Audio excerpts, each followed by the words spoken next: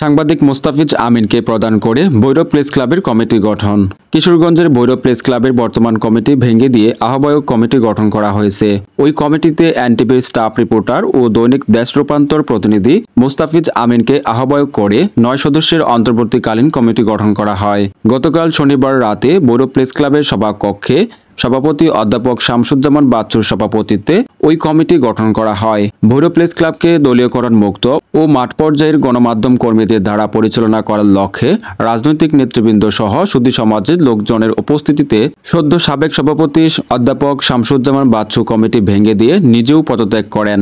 আহ্বায়ক কমিটির অন্যান্য সদস্যরা হলেন দৈনিক প্রথম আলোর ভৈরবের নিজস্ব প্রতিবেদক মোহাম্মদ সুমন মোল্লা, ইত্তেফাকের মোহাম্মদ তুহিন মোল্লা, বাংলা ভিশনের সত্যজিৎ দাস ধ্রুব, এসএটিভির খায়রুল ইসলাম সবুজ এবং সুধী সমাজের প্রতিনিধি সদস্যরা হলেন এস.এ. ফারুকী, জাকারিয়া টুটন, ডাক্তার আব্দুল্লাহ আল মারুফ ও কামাল পাশা।